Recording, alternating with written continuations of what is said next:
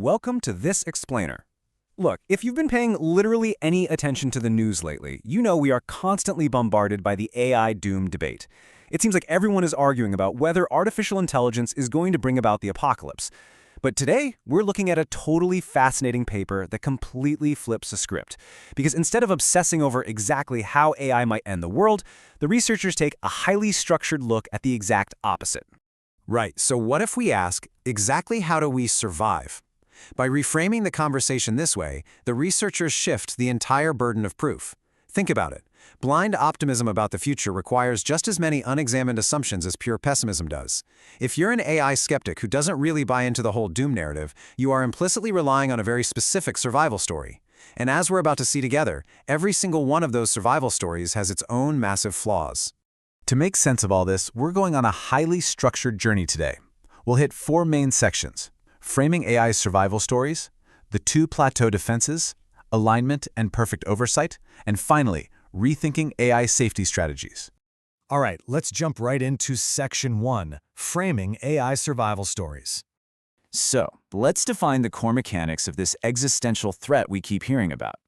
Every argument about AI doom basically boils down to these 2 premises. Premise 1, AI systems will just keep improving until they become extremely powerful. And premise 2, if they reach that level of extreme power, they will go on to destroy humanity.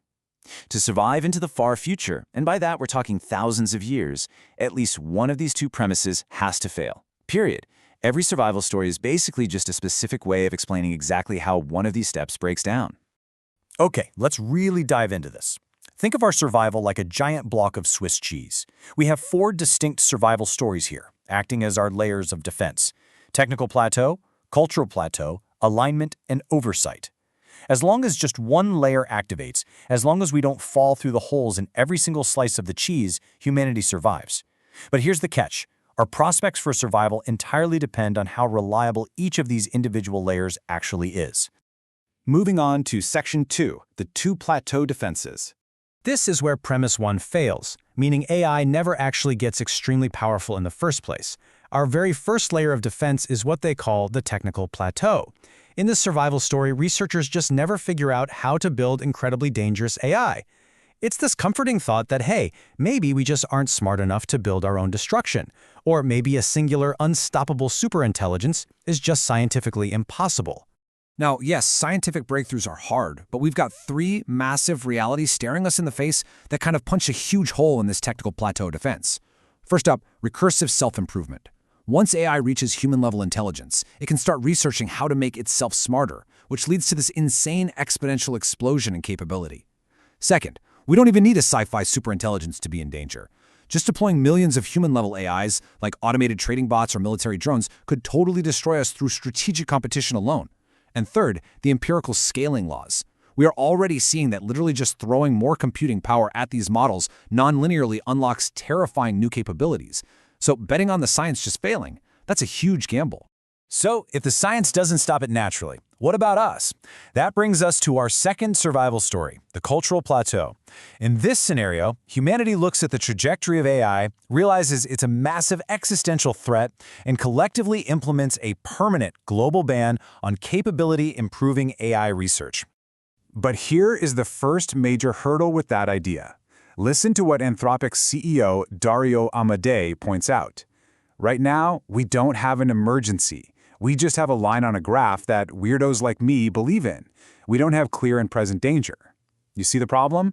Without a clear, undeniable, in-your-face danger, it is incredibly difficult to convince every single government on Earth to preemptively ban a revolutionary technology.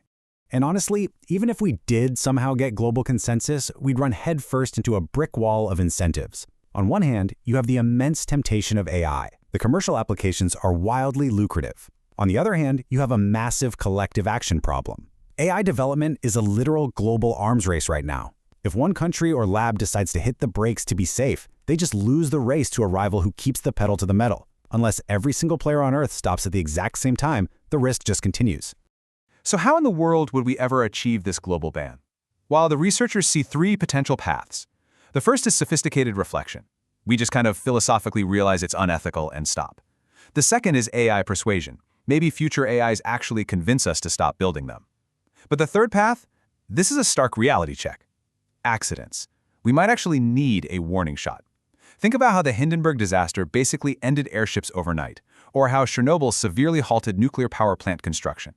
A catastrophic but non-fatal AI accident might be the absolute only realistic trigger that could force humanity into a permanent cultural plateau. It's a dark irony, really, having to rely on a catastrophe just to save humanity.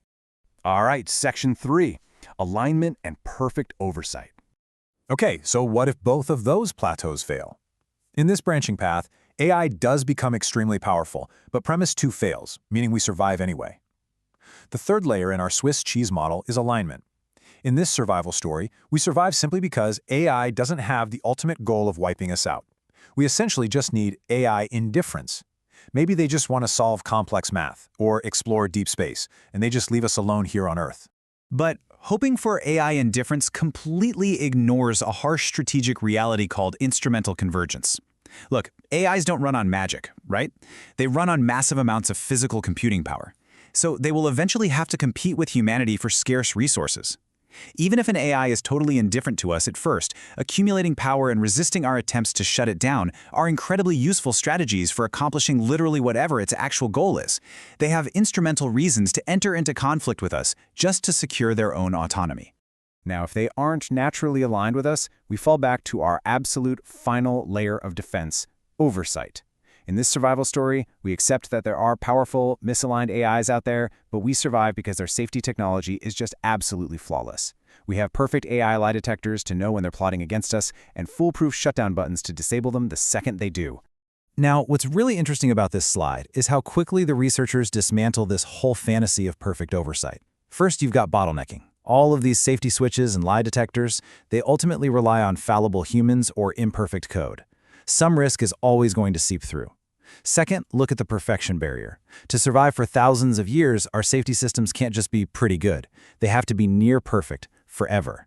Even a tiny fraction of a % chance of failure will inevitably compound over millennia until it destroys us. And finally, equilibrium fluctuation. AI capabilities grow exponentially. Our safety tech might be ahead today, but tomorrow a new model might develop an unexpected capability that our current oversight tools simply weren't designed to catch. Which brings us to our final part, Section 4, Rethinking AI Safety Strategies. And this brilliantly illustrates how we move from just a philosophical taxonomy to actionable real-world policy today. The authors argue that your optimal safety strategy completely depends on which survival story you actually think is most plausible. If you're banking on a technical plateau, you don't really need to worry about doom. You just monitor minor risks like misinformation.